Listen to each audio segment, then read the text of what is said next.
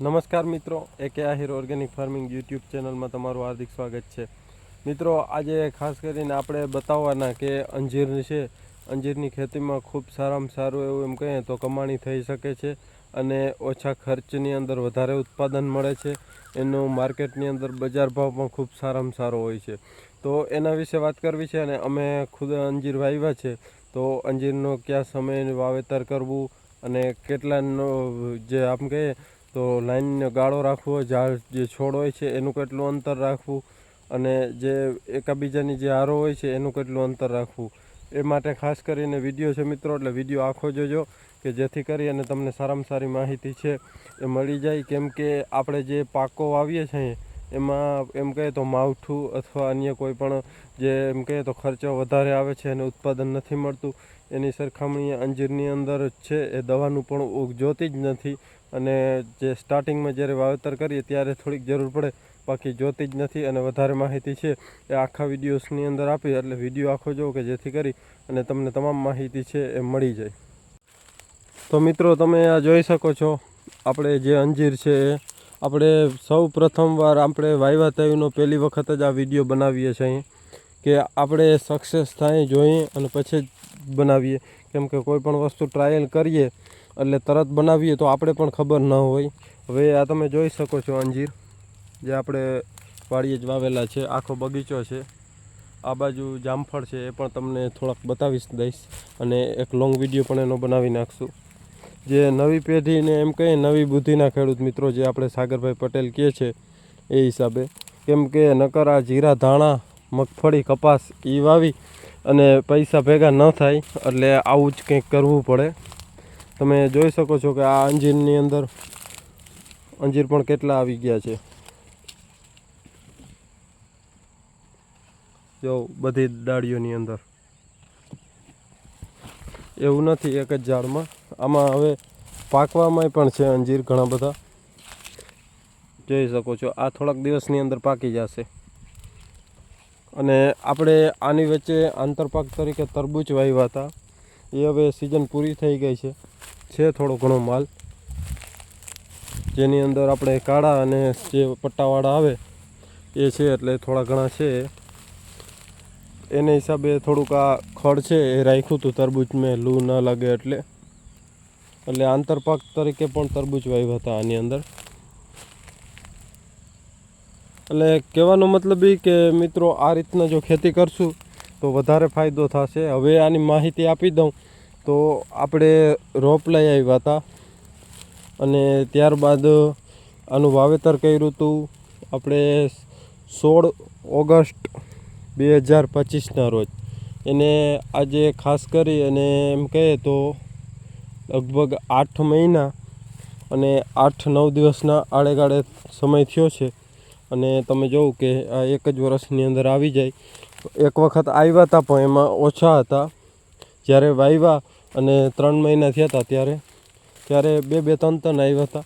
હવે કમ્પ્લેટ હજી ચાલુ છે આવવાનું. જોવો તમે, પાંદે આવે છે આની અંદર. અને હજી તો આની હાઈટ છે લગભગ 6 ફૂટની આડેગાળે થઈ ગઈ છે. 6થી કદાચ વધારે જ છે પણ ઓછી તો નહીં જ હોય. તમે જોઈ શકો છો આની હાઈટ.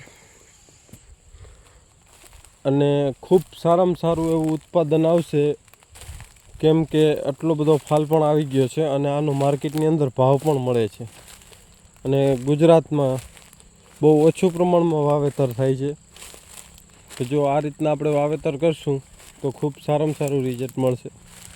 અને લગભગ અમે એક સંશોધન કરીએ છીએ કે જે આમાંથી જ રોપા તૈયાર કરવાના. તો આપણે આગળ પણ વિડીયો મૂકશું, એટલે આપણી ચેનલને સબસ્ક્રાઈબ કરી લેજો કે સંશોધન કરીને જે રોપા તૈયાર કરશું એ ખેડૂતને વાવવા લાયક થશે કે નહીં થાય એ પણ આપણે ટ્રાયલ કરશું. એટલે એની પણ માહિતી આવશે યુટ્યુબમાં. તો તમે એ પણ ખાસ કરીને આપણી ચેનલ છે સબસ્ક્રાઈબ કરી લે. તો મિત્રો, આને 9x9ની અંતરે વાવેતર કરેલું છે.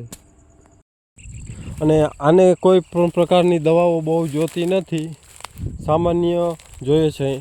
જે આપણે વેસ્ટ ડિકમ્પોઝર છે અને અમે પાયાની અંદર વાવ્યું હતું ત્યારે 12 ફૂટના ટ્રેક્ટરથી ખાડા ગાયરા હતા. એ પણ તમે ફોટો જોતા હશો. કે આ રીતના ખાડા ગાયરા અને ત્યારબાદ એને ગાયના છાણથી જે કમ્પોસ્ટ કરેલું ખાતર હોય એનાથી ભરી દીધા હતા અને ત્યારબાદ આપણે વાવ્યું હતું. હવે મિત્રો વાવ્યા હતા અને એની થોડીક ક્લિપ છે એ તમને હું બતાવું એટલે તમે પહેલાં એ જોઈ લો.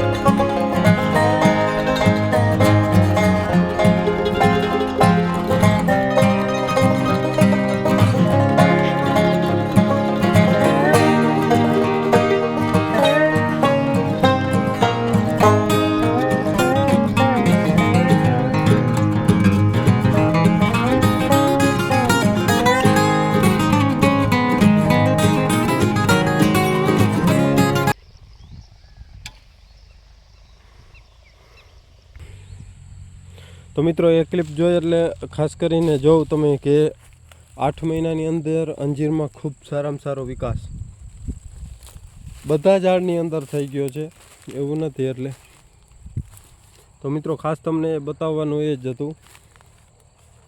જો હજી તો આમાં ચાલુ છે આગળ આવવું અને હાઈટ પણ ખૂબ સારામાં સારી છે, તમે જોઈ શકો છો.